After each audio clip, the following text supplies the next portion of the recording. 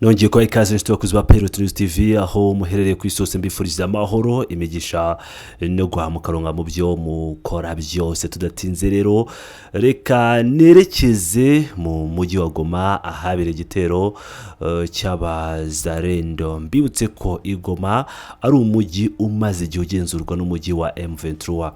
Umujyi wa Goma rero umaze igihe kitari gito hafi umwaka ugenzurwa n'umujyi wa M23 kuko mu ntangiriro z'uyu mwaka nibwo umujyi wa M23 wafashe umujyi wa Goma. Kuva icyo gihe abazalendo aba FDR bakomeje kugenda bagerageza guhungabanya umutekano w'umujyi wa Goma ariko ntibibahire. Ubu rero byagenze bite mu gitero bagabye hafi y'umujyi wa Goma? Reka tugaruke kuri inkuru yose uko yakabaye. Ni kuri iki cyumweru tariki ya 19 Ukwakira 2025 mu masaha ya mu gitondo aho humvikanye urusaku rwinshi rw'amasasu mu murwa mukuru wa Groupement ya Munja iherereye mu majyaruguru y'umujyi wa Goma muri teritwari ya Nyiragongo.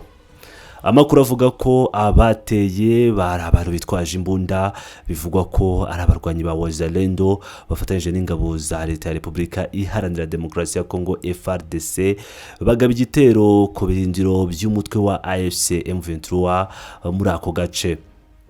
Abaturage bo muri Munja bavuga ko amasasu yatangiye kumvikana kare mu gitondo bigatera ubwoba n'impagarara mu baturage benshi bahise bahugira mu bice bya Kibati, Munigi no mu mujyi wa Goma. Umwe mu baturage wabashije guhunga yagize ati byari bikomeye cyane, amasasu yaraswaga hose, twirutse tugana Igoma. Mu mezi ashize imirwano nk'iyi imaze gutuma abaturage ibihumbi bihungira Igoma no mu nkambi za Kanyarucinya aho benshi batakaje ibyabo byose mu gihe ibikorwa by'ubutabazi bikomeje kugorana kubera umutekano muke.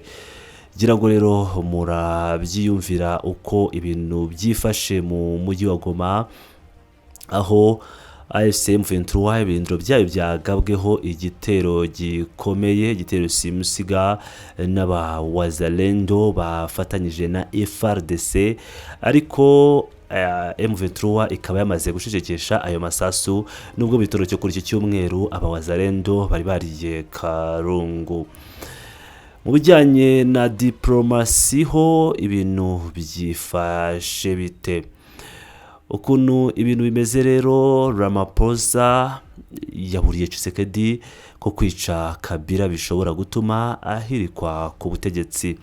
Perezida wa Afurika y'Epfo Cyril Ramaphosa yinjiye mu biganiro byo guhosha umwuka mubi hagati ya Perezida Felix Antoine Tshisekedi Chilombo wa Repubulika ya Demokarasi ya Kongo na Joseph Kabila wayoboye iki gihugu. Nk'uko byatangajwe n'ikinyamakuru Sunday Times, Ramaphosa yabwiye Perezida Felix Antoine Tshisekedi ko gushyira mu bikorwa igihano cy'urupfu cyahawe Kabila ari ikosa rikomeye rishobora no kugeza kwihirikwa ry'ubutegetsi.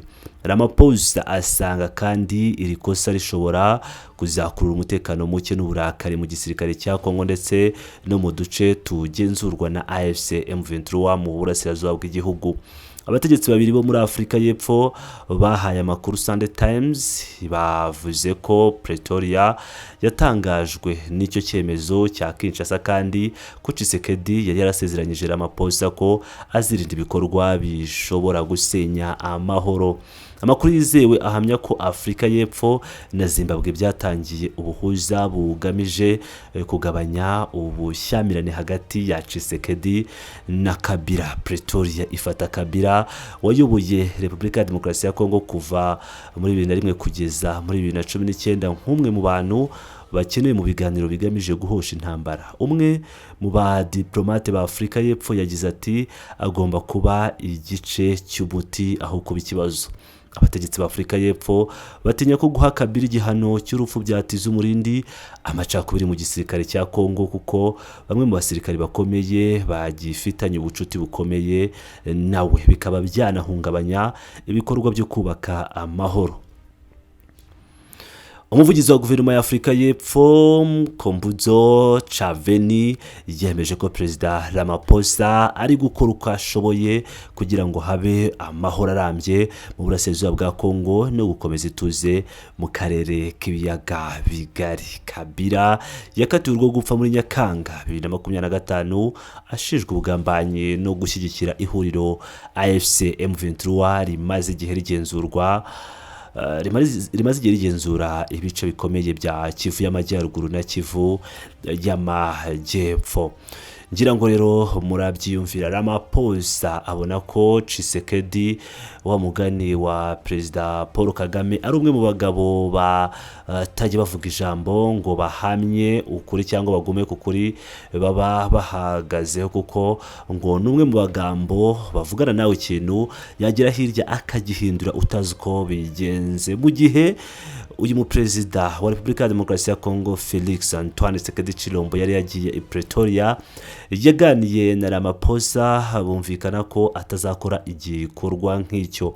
Ni mu gihe kandi nyuma y'amarido havugaga ko perezida Tshisekedi yari yagiye guhura na Kabila ku buhuza bwa Afurika y'Epfo, ariko siko byaje kugenda, dore ko budatinze Repubulika ya Demokarasi ya Kongo yahise imukatira urwo gupfa, ndetse na Kabila ahita afata indege yerekeza muri Kenya, aho yahuriye n'abatavuga rumwe n'ubutegetsi bwa Tshisekedi baganira ku bijyanye na gahunda yo gukuraho Tshisekedi, binarangira bashinze ishyaka Sauve la RDC, risobanura Save the Congo, Save the RDC, cyangwa Tabara Repubulika ya Demokarasi ya Kongo. Ibi rero bikaba bigaragaza umugabo Tshisekedi uwo ari we. Amahanga akomeje kugenda amuvaho gake gake. Ramaphosa ntaramuvaho, ariko ari kumugira inama. Zimbabwe nayo Mnangagwa akaba akomeje kureba ko hari icyo yakora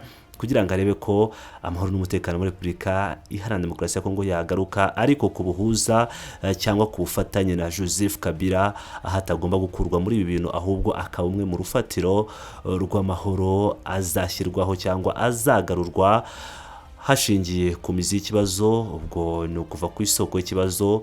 Ubwo turahera n'uburasirazuba bwa Repubulika ya Demokarasi ya Kongo ndetse na leta idashoboye cyangwa itemewe, nk'uko byakomeje kugenda bivugwa na Corneille Nangaa.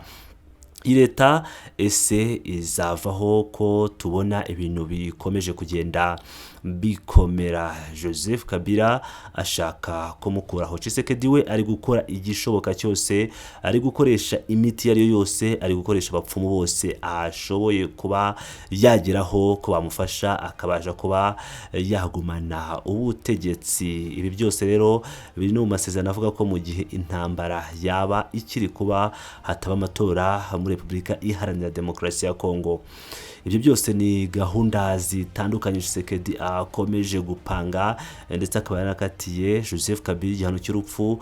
Ibi rero bikaba bigaragaza ko amahanga adashyigikiye ibitekerezo bye, cyane ko na Nairobi isa nk'iyateye umugongo Tshisekedi ku bijyanye n'umwanzuro wo gufatira Joseph Kabila igihano cy'urupfu cyangwa kuba yafatwa agashyikirizwa ubutabera, dore ko yageze i Nairobi akarindwa agahabwa umutekano nk'uw'abaperezida n'ubundi ntashyikirizwe ubutabera ngo Interpol iby'intervenemo. Ni ikigaragaza uko Tshisekedi ari gufatwa mu rwego rwa diplomasi mpuzamahanga. Bakunzi ba Pilot News TV, mukomeze mu bande nanjye aho nkomeje kubagezaho amakuru atandukanye. Bless up, muraba agaciro.